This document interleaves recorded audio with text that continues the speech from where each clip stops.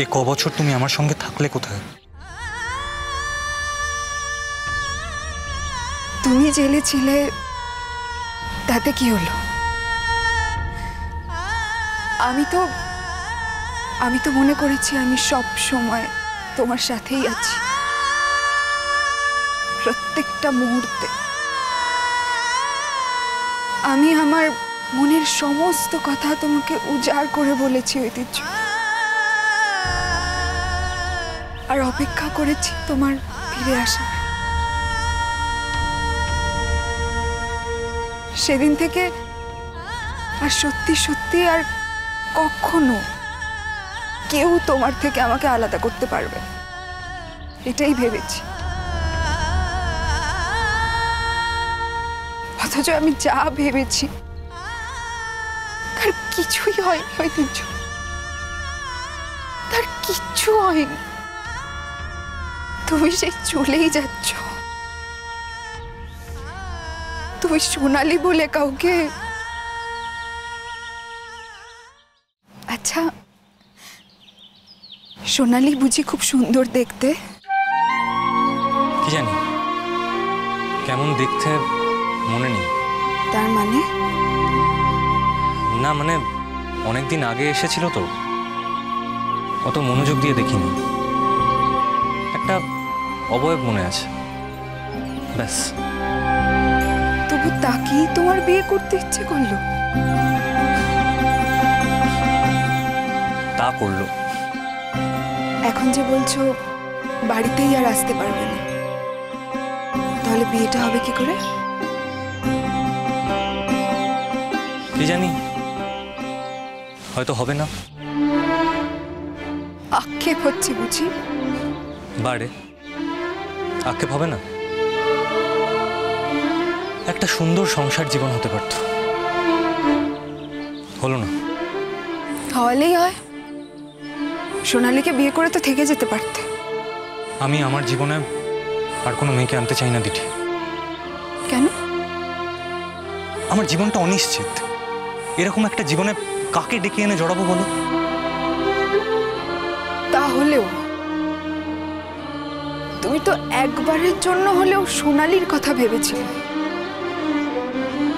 আমার কথা তো ভাবনি। এত স্পর্ধা কি আর আমার আছে? তার মানে? জানি না। চলো আমরা আস্তে আস্তে এগোই। তুমি পারবে তো? পারবো। গুড। বাকি জীবনটা কিন্তু তোমায় একাই চলতে হবে দিঠি। না, আমি একা থাকবো না। আমি কোনো অন্যায় করিনি, আমি কোনো পাপ করিনি। কাউকে ভালোবাসা পাপ নয়, তাই ঈশ্বর আমাকে এত বড় শাস্তি কোনো দিন দেবেন না যে আমার ভালোবাসার মানুষকে ছেড়ে আমাকে একা একা চলতে হবে। বারে যে মানুষ তোমার মাকে মেরে ফেলতে পারে, তুমি তার সাথে জীবনে পথ চলার কথা ভাবতে পারো? কিরকম মেয়ে তুমি? একটা কথা বলো ঐতিহ্য, কেন বললে আমাদের সাবধান থাকতে?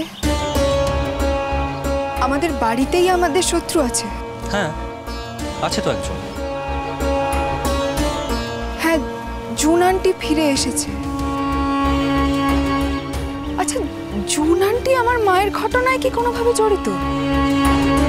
দেখো দিঠি, শুধু আমি জড়িত এইটুকু আমি জানি, আর কে জড়িত আমি বলতে পারবো না।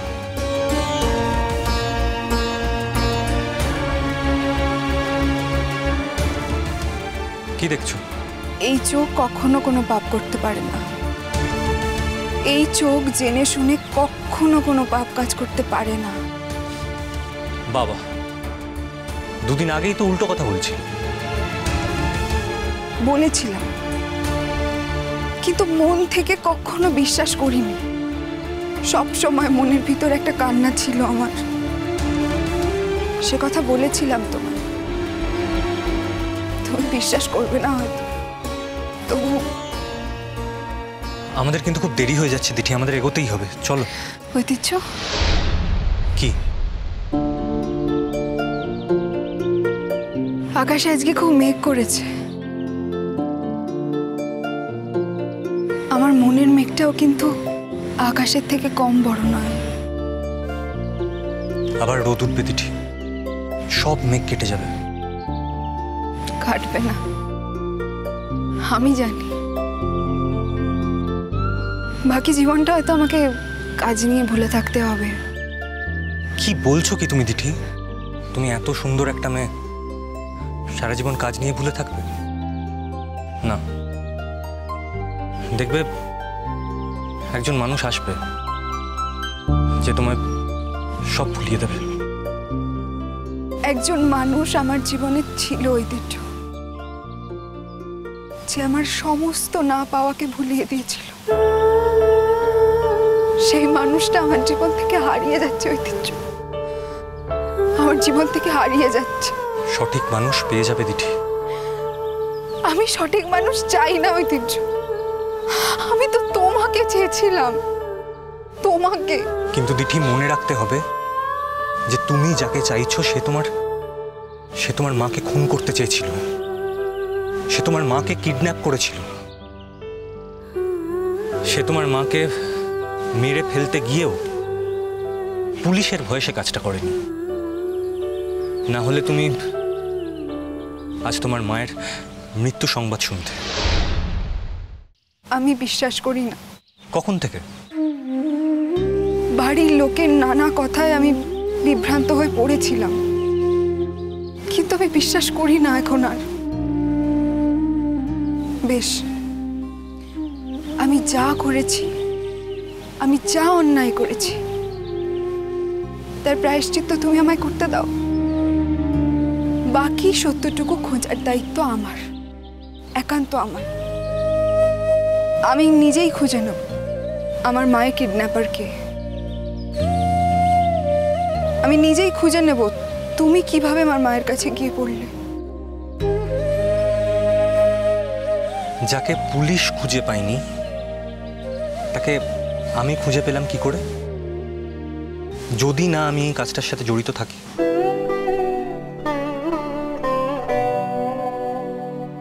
আমি তোমার প্রেমে হব সবার কলঙ্ক ভাগে, আমি সকল দাগে হব দাগে কলঙ্ক ভাগে।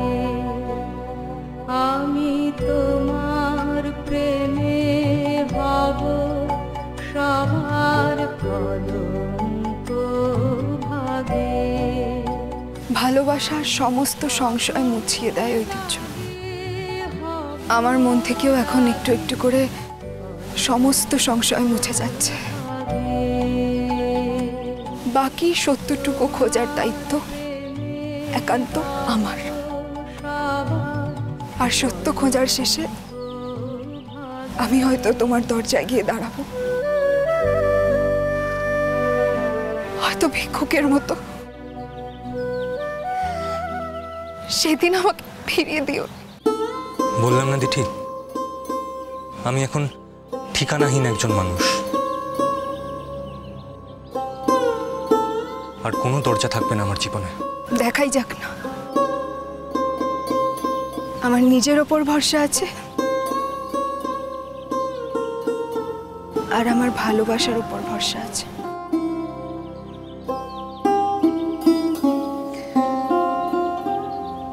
চলো।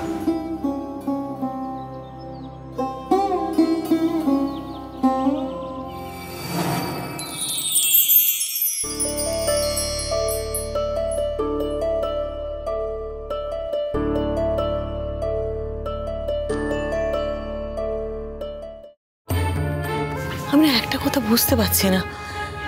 দেখ, ছেলেটা তো আমাকে মারবে বলে ওখান থেকে নিয়ে বেরোলো, কিন্তু আমাকে মারলো না, না মেরে আমাকে বাড়িতে পৌঁছে দিয়ে চলে গেল কেন?